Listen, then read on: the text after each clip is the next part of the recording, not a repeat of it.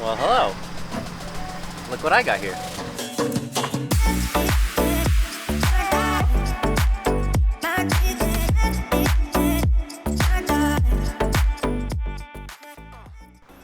So here is the van.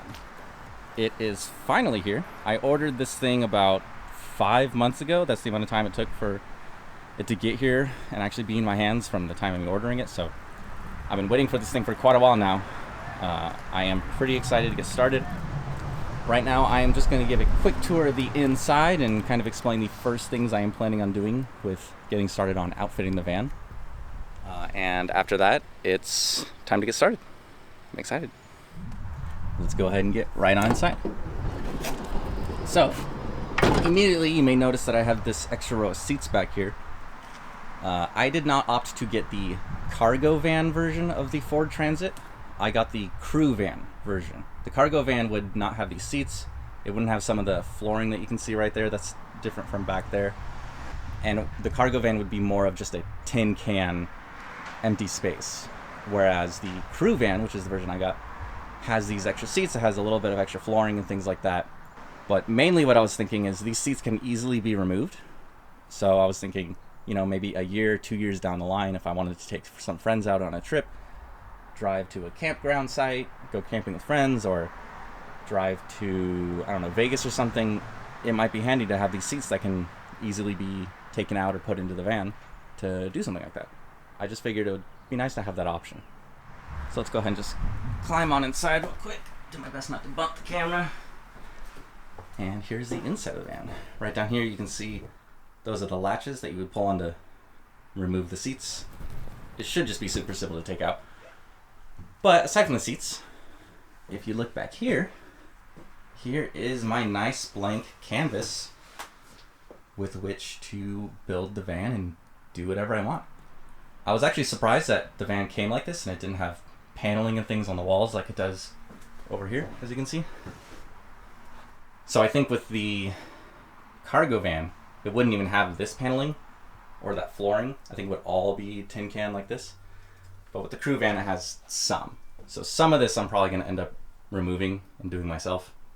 But some of it can probably stay. But one of the first things that I need to do is take out these seats. Maybe remove this flooring that's down here as well. I might not want that in the end. I think there might be insulation under that, but I don't know. I kind of need to just remove it. There's some screws that you can easily see that I'm thinking you just unscrew and the flooring comes right off. But as far as back here, I've already pretty much laid out how I want to build the van. I took a 3D modeling software and measured with rolling tape, whatever it's called, tape measure. All the space that I have back here and the dimensions, and took all the different things that I plan on putting in the van, like the batteries, the charge controller for the solar panels, the water tank I plan on putting in, all the other things that I plan on putting in. And I kind of made little squares in the 3D modeling software. So I kind of know the layout that I plan on doing. Maybe I'll flash it on screen right now.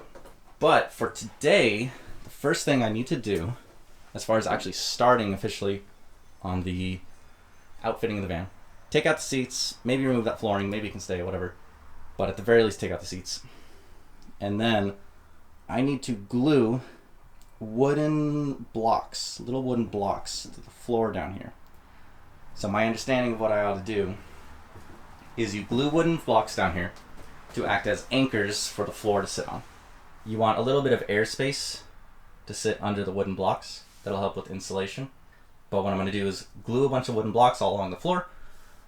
And then from there, I can screw a subfloor with insulation under it to those wooden blocks. And that'll prevent me from having to screw anything into the fan. I don't want to have to do that. And that will be the foundation for the floor in the van. And then from there, I'm also going to put kind of studs in the walls over here. Wooden planks that will act as anchors for cabinets and anything else that needs to go on the walls. And I think that's objective number one, is get kind of the framework, the skeleton of the van in place, which is the studs and the blocks on the floor with the subfloor. So that's my objective.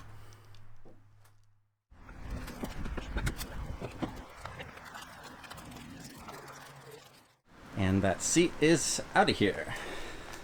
Suddenly this looks way more spacious. Very nice. So I've got my drill here, and I'm going to try to unscrew these little star-shaped screws, these torque screws, to see what is underneath this floor, because I'm not sure if I'm going to want to keep this floor the way it is, or if I want to just toss this and do my own floor, because I'm not sure if there's much insulation or anything under this. So I guess we'll find out.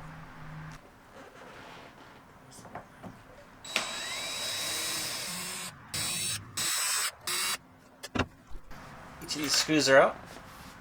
Let's see what's underneath this. That just pops right off. Set that to the side. And what's under this? Not much of anything. And get a better view of that. There is not much down there at all. So after unscrewing that and looking under it, we could see that there's no real insulation or anything underneath this flooring that came with the van. All that's under is these like little support beams that just give it some support and strength when you step on it, so it holds. But if there's no insulation or anything, I think it would be really important to actually just get rid of this and build my own flooring, because then I can put insulation under it. It'll match the rest of the van, so it'll, I think, look better. It would save me some work if I just decided to keep this and said screw it, but I don't think that's the right decision. I think putting in the extra effort, putting in the extra money, putting in the insulation and making it look nice will be better in the long run. So that's the goal. That's the savings. So get rid of the floor.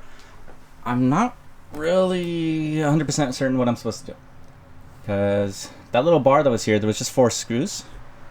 So unscrewing that and giving that was simple enough, but this, I don't see any more screws.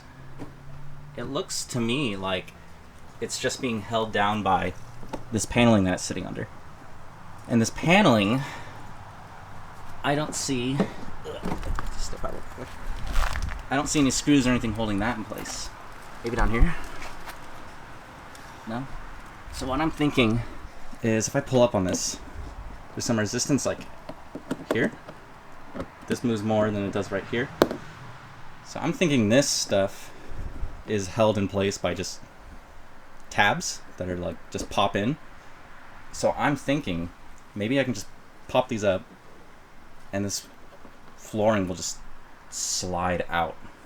But I'm really not sure. So I'm just gonna tug and pull and see what happens. Just pull.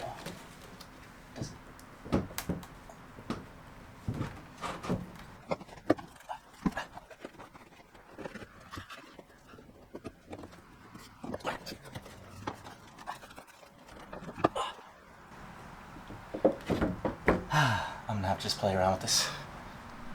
Okay, so some progress. I was just feeling over here and pulling up, and I managed to get it to pop out right here. If you look in there, let me adjust the camera. You can kind of see that little knob right there, or whatever that is, that popped out. And I was pulling right here after that, and I got another pop.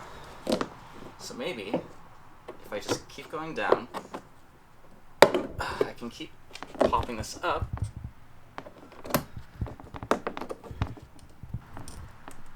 Okay, that hurts. Okay, so maybe with this looser, because you can see how much that's moving now. Maybe with this looser, the floor will just slide right out, or maybe there's another knob here or here that I need to do. Let's see.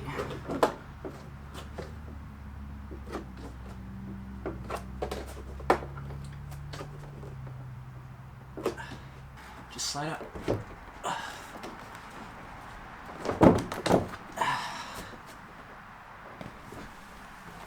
I'm gonna try this again.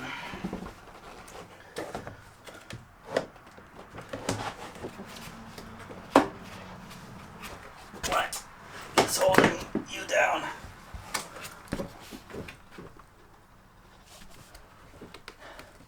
What is holding it down?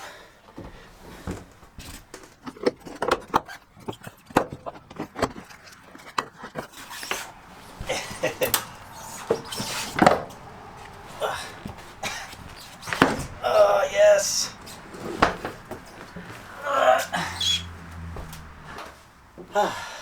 Okay.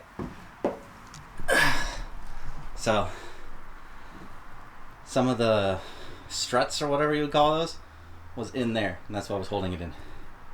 I should be able to take those, pop them back into place, and put this somewhere. I'm so sweaty, it is so hot out right now. Okay, see you in the next part. Alright, and here we are now with that floor removed.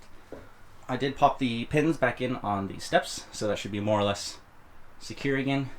Next step, now that I have a nice bare floor to work with, is I'm going to be gluing wooden blocks all up and down the floor here. Those blocks will be glued into the metal, and then the insulation and subfloor will sit on top of the wooden blocks, and I'll drill those down into the blocks to hold it in place. So that way I'm not drilling actually into the body of the truck, which I don't want to do. So that's the next step.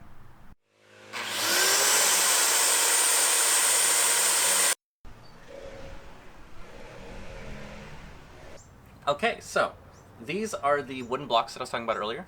These are just a piece of 2x4 that I cut up into 3-inch by 2-inch pieces. I will be gluing these down to the base of the van to make the base layer that the rest will screw into for the floor. For now, I'm just going to lay them out so I can kind of spread them out and see what looks like an even distribution with the amount that I have here. I'm hoping this is more than I need and not less, because it would suck if it was less, because that would mean I have to go back and buy more wood. But I'm going to lay them out first, and then I'll worry about gluing them down later.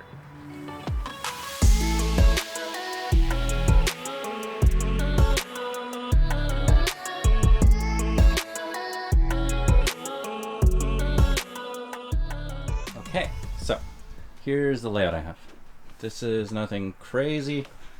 This is just kind of what made sense to me.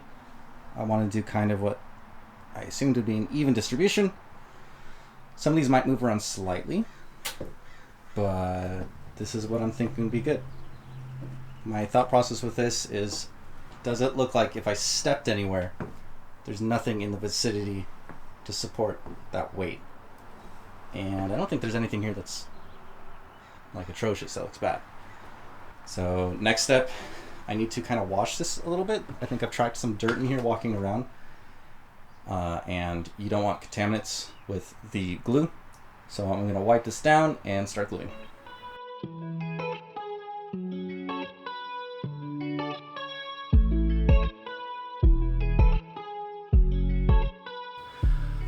Okay, so the sun is going down. It's getting late. I'm almost done. I've done like 3/4 of them, but my hands are killing me. You have to squeeze that glue stick thing so hard. So I'll finish this later.